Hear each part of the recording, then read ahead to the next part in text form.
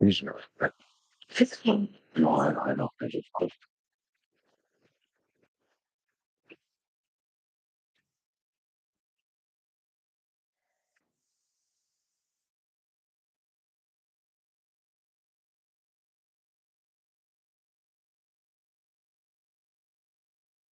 Right, I'll be back.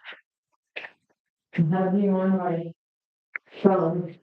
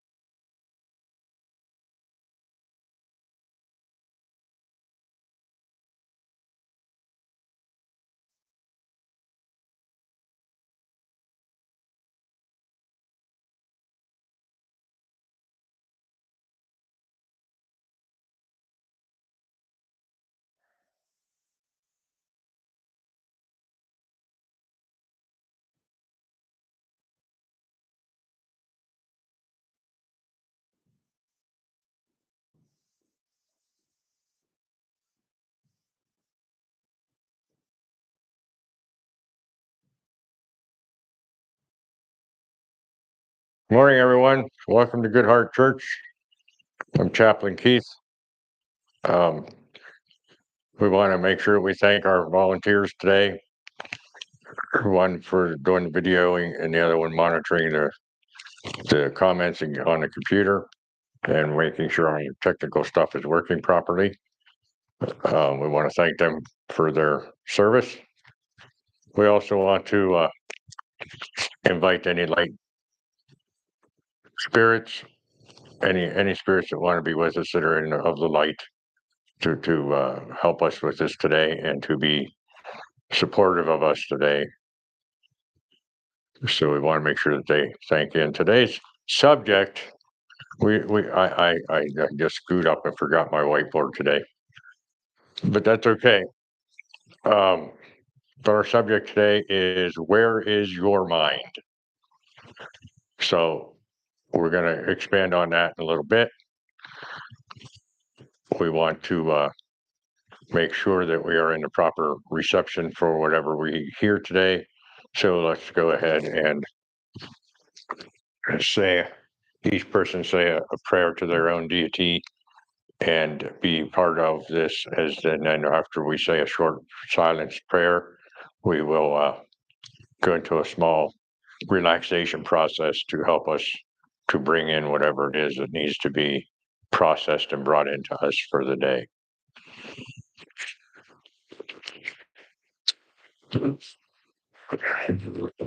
So let's take that moment of silence now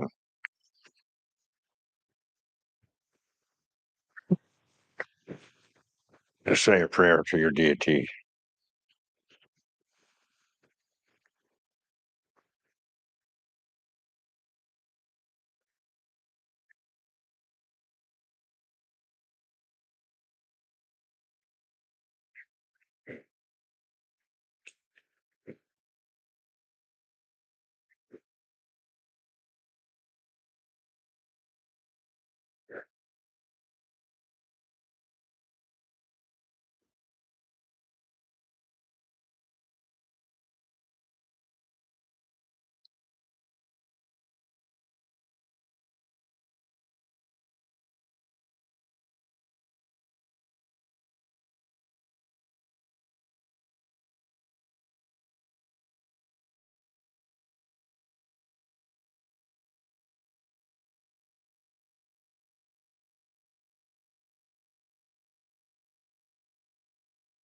Just go ahead and start to relax now. With each breath out, we want to relax a little bit more. When I'm done with my relaxation talk, you go ahead and continue to relax, as I probably will be talking faster than you can actually breathe out and relax each portion of your body. But let's start with the scalp. Relax your scalp and your temples. Relax your forehead, pulling the crease out from in between your eyes as you relax your eyebrows and your eyes, your cheekbones, and your jawbone. Drop that tongue down to the bottom of your mouth so that you're relaxing totally in your face. Go ahead and relax your ears and your neck and drop those shoulders away from your ears as you relax them. Then relax your upper arms, your elbows, your lower arms, your wrists, hands, and fingers. Relax your chest and your upper back and your belly and your lower back.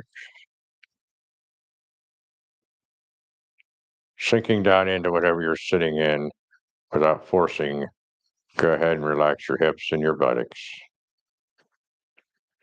Then relax your upper legs, your knees, your lower legs,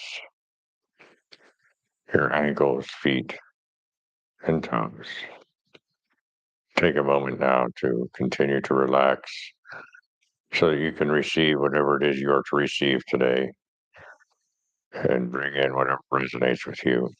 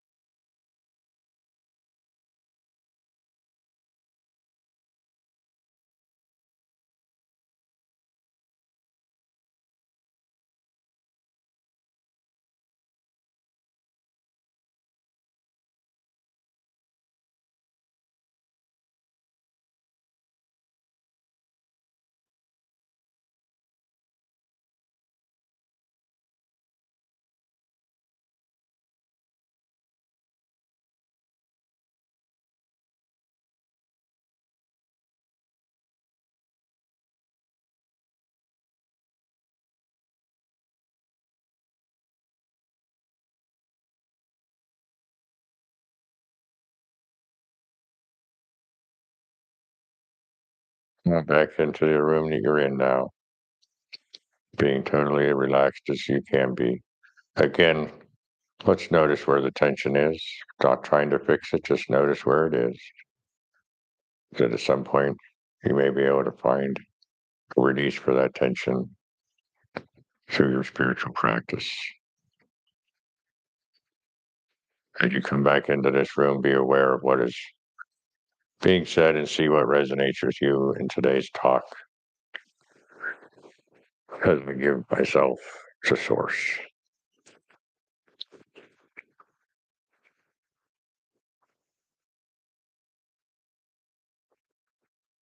Okay, so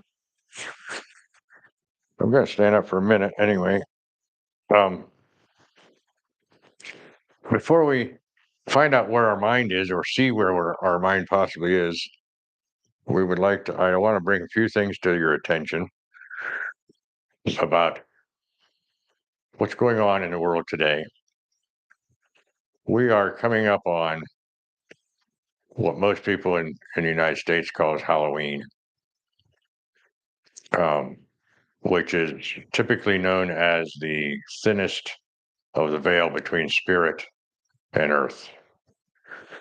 And throughout this month, and you can look this up more online because there's a lot more information out there than what I'm going to share with you today. But within the last month or so, there's been a lot of solar flares and a lot of energies moving around. And we absorb a lot of energies from the universe. And we have to remember that we are in the universe and our solar system is in the universe. Therefore, they attract the universal energies as well. And as the sun puts out these sun flares, it puts out energy into the earth. That is probably the closest energetic push that we get into the earth from anywhere in the universe. Within the next week, we're being told, probably on Halloween night on the 31st, is a major energy of love coming into the earth, which may awaken some people who are unawake, and those of us who feel that we are awake may strengthen our awareness, raise our vibrations. And none of this is going to happen overnight. It's just going to be the big push on the 31st. And because of that big push, things are going to possibly happen where the people who are awakening will take several months, maybe a year, who knows, to process all these new energies coming through. And those of us who have some awareness we're going to be able to become more aware and see more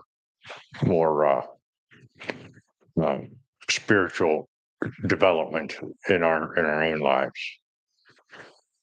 And that's significant to what we're talking about today, because we're talking about where our mind is. And because we are connected to the unified field, whether we know it or not, of the universe, we have to, that will play into all of this. We talk about, some people talk about when you're sleeping, when you're meditating, whatever, you get downloads. Where do those downloads come from? When you have an NDE, a near-death experience, or an OBE, an out-of-body experience, how do you remember what's happened? Some NDEs are proven to be brain dead momentarily and come back. And they know everything that happened while they were supposedly brain dead. So let's talk about that for a minute. What is the brain? What is the mind? Well, very simply,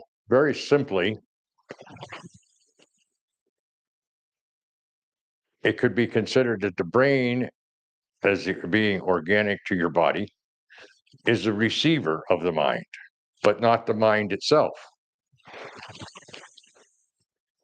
Okay. We have, it's suggested that we have total access to the Akasha. What is the Akasha? And the Akasha is a Hindu word that means, very simply, ether. So as for me, like I am an Akashic record reader, I'm reading the Akasha. I'm reading the ether. I'm reading the information in the ether about the person that I am dealing with at that moment.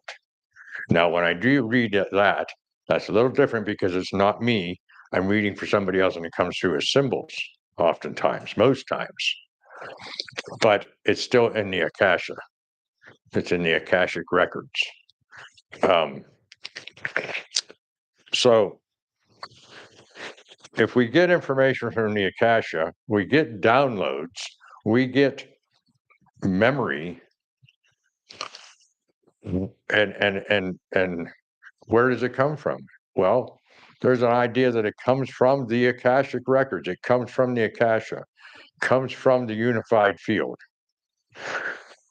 I know of a person who, I think she's 17 years old right now, and her grandfather says to her, "How do you know this?"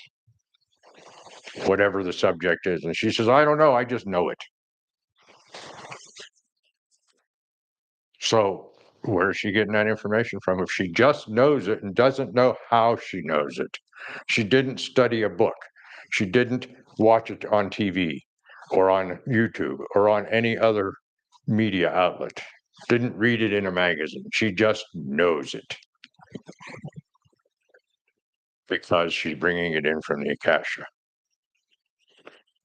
Okay, so if the Akasha is that powerful, and we bring that stuff in, can't our mind be always in the Akasha? And when we recall something, we're not recalling it from our organic brain, but we're recalling it from the Akasha and the synapses that go, or whatever they're called, to go, the electrical connections in our brain, bring it in. Can that not happen? It seems quite logical to me, because if you look at people like Tesla or Einstein that just knew things or just were inspired by of things, but weren't raised that way. They were raised in ways of the regular society, but they were able to grasp these things. Well, now what stimulates that? That's another question. What stimulates you to bring that kind of stuff in? Stimulation can be done in many ways, but probably the two biggest ways that I know of is by reading a book, or I should say three ways: by watching a video of some sort, or by meditation. Because when you meditate, you're actually trying to go into the Akasha. You're trying to go into the unified field. You're trying to go into where all information is. Okay, and your spirit has already been there. Now, why can't you be as good as Tesla? Well, I'm going to suggest that when you have lower vibrations and you think in the lower vibrational system, and you're always judging people, you're always putting yourself down, you're always feeling a low self-esteem, that's where the connections in your brain are, and therefore you're bringing in just those things. You have to broaden your view, see yourself in a different light, and then start raising your vibration. And as you raise that vibration, you start thinking in different ways, and therefore more information comes from the higher vibrational areas of the ether.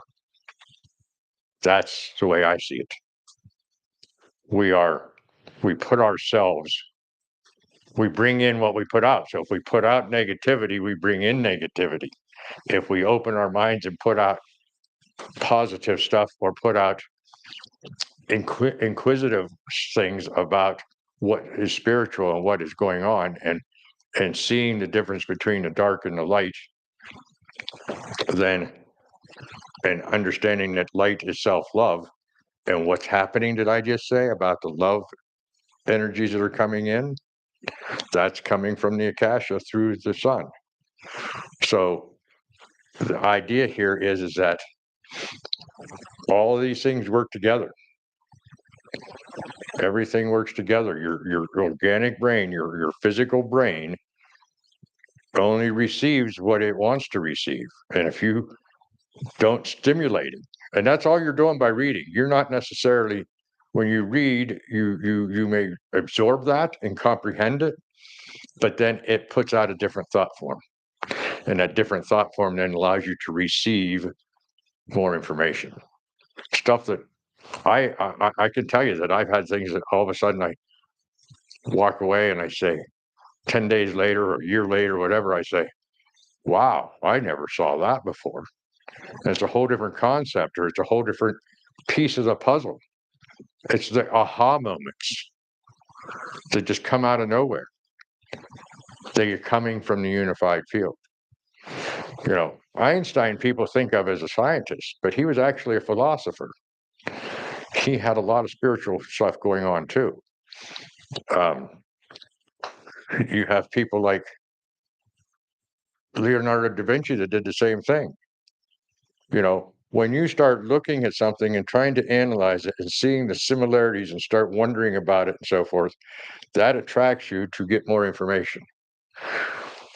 And then you put that into the human form, and you create whatever experiments or whatever other things that need to be done to show you that that is the norm, and then you bring in more. Is that how we got quantum physics? Because somebody got a download on it?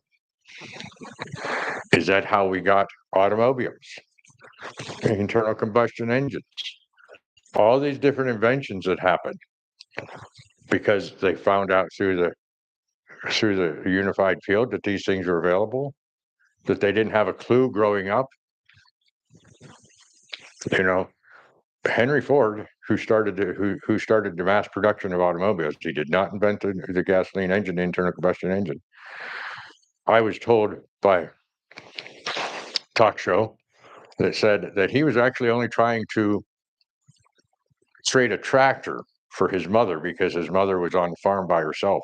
His father had passed and she needed some help on the farm, and he was trying to make her life easier. By designing this tractor, the things became morphed into an automobile. So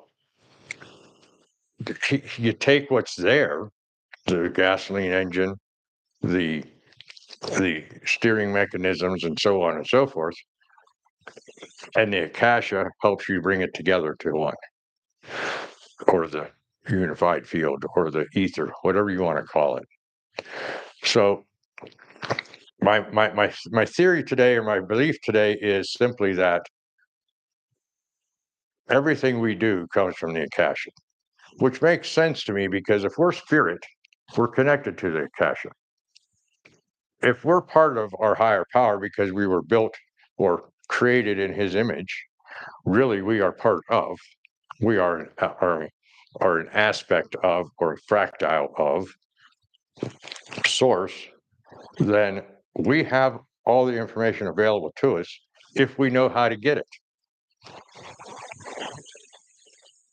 So through the spirit form, we are dumbed down by our physical form. If we were only in spirit all the time, we would have this information available to us all the time. So there's some interesting thoughts there because we only think oftentimes of the earth. We only think about our physical. We don't think about spirit. And we don't see how capable we are through spirit, how capable of almost anything we are through spirit. You look at people in this world that have become very important, well-known people, George Washington, Abraham Lincoln, whatever, that came from nowhere, came from a farm, and became these big leaders of the world. And there are leaders all over the country, all over the world, I should say, that have done that. And I just don't see that because I know that they're no better or worse than I am, but they were able to bring something around that some other people haven't done. They can, but they haven't done it. Maybe it's not because of the way they were raised. That you would think that they were raised in a different way. I have a very good psychic reader, I guess is what he'd be called, James von Prague, who I always thought must have had a huge open-minded set of parents. And I thought, what kind of upbringing did he have that his parents were so open-minded that allowed him to expand so easily into this field that he's in? Then I read about it, found out that he didn't have a father in his life. His mother was a drunk and just left him alone. Just didn't do anything with him, so he expanded on his own without guidance. Well, that just shows us what programming can do to us. Had he been programmed by a parent like I had, not that there was anything wrong with my parents, don't get me wrong, my parents were great people when they were on this earth. I'm sure they're great spirits now.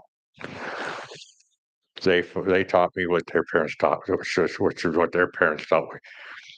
But when nobody's there for you, and you bring this out on your own, you're not told not to believe these things. You're not told how to believe. And he was able to expand tremendously into what he does today. So I'm just saying that you don't know what these people's background were. You take somebody who has left their childhood home and has never gone back. For instance, in the pioneer days of the United States, when they would leave the east and come west, and there was no way for them to go back before the railroad came. And they were out here by themselves. They were in the world by themselves, and all they had was their immediate family.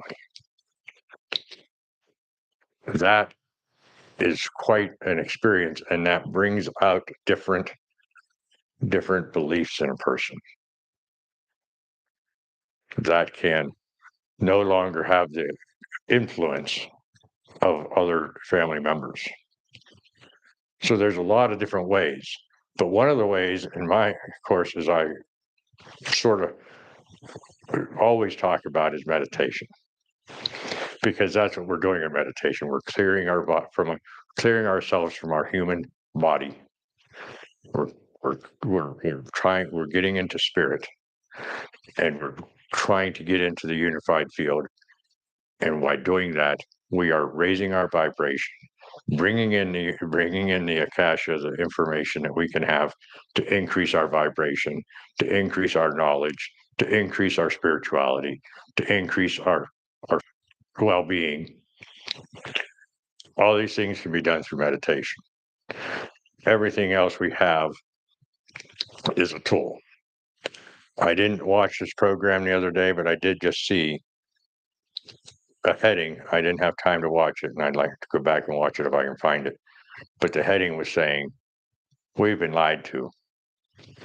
Our bodies are regenerative. We can regenerate anything in our body. But we're told that we have to have doctors and acupuncturists and all these. I'm not saying there's anything wrong with all those people. I'm saying they are tools to balance us to get ourselves back to a regenerative state. And that takes spirit. And that's where a lot of things go sideways a little bit, is because some of these tools only concentrate on one part of us. They aren't holistic. They always seem to miss spirit. And spirit is the one that has the reception to the akasha. And I wanted to bring out today, mostly, if nothing else, is that we all have all that information available to us if we want to pursue how to get to it.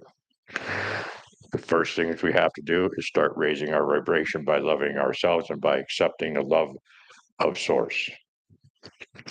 Meditation helps to do that. Prayer helps to do that.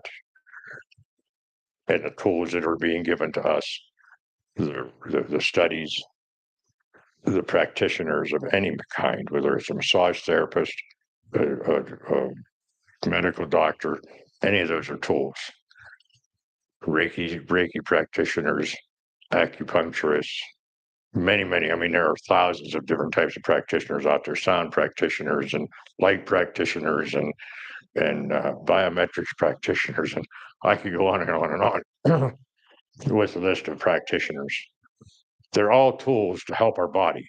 They're not really helping it. They're not really healing us as we call ourselves healers. We are just helping you to be back into balance. Then you can go into the unified field, bring in the right stuff, whether it be for healing, whether it be for integration, whether it be for knowledge or spiritual growth or raising your vibration, any of these things. So I think our mind is in the Akashic, and that we just go back and forth between our brain. The brain is a receiver. We bring in a thought, We say, what is that? And if we do it in a way that is high vibrational enough, we bring in information that is higher than what we started with. And I think that that's something that we ought to at least experiment with. If you don't think this is for you, that's fine. But you might consider it, and you might maybe experiment with it and see if a little bit more prayer, a little bit more meditation, or a little bit more inspiration from another person that's like-minded to you, or some more studies, or some more videos, whether it be on Gaia TV or on YouTube or on any of the other outlets that are out there, if those inspire you to bring this more in. Stuff that you don't, and see if you can ever bring in something that says, I don't know where that came from. I just don't know. When I first started this ministry, this church, I used to write notes down so I didn't forget anything. The last couple of weeks, as you guys are praying, I'm praying too. And I'm bringing in and asking for guidance from the sages, the masters, source, and any other light spirit that wants to be involved in this. So I never know exactly what I'm saying to you until I get up here. I have a snippet of an idea of what I want to say about what subject is, but how it's going to come out is not written down in the last couple of weeks. And I like that. I like being inspired through spirit. And that's what this is about. This whole church is about spirit, about raising the consciousness of the entire universe, not just me, not just you, not just the earth, but of the entire universe. Because that's ultimately what we are, as part of the universe, as one with all spirits and all entities. So are there any comments or questions today? I don't know how much time we've had today. We're going to look here just real quick. So we're not doing too bad.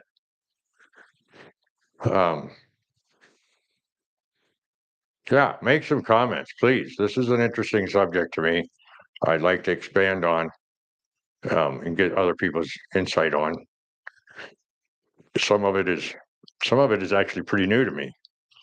And some of it is been known for I've known for quite a while. So give me some comments. Bring your email us if you have to. fellowship@goodheartchurch.org is the email. Certainly email us if you want any other services other than just being here. If you want to just discuss something or put out something that you want to say about the church itself, that's fine. Give us a thumbs up. Subscribe if you haven't already. And share with a friend. Share with a like-minded friend that might enjoy this. So, with that said, everybody have a good week. And until next week, be spiritual in everything you do.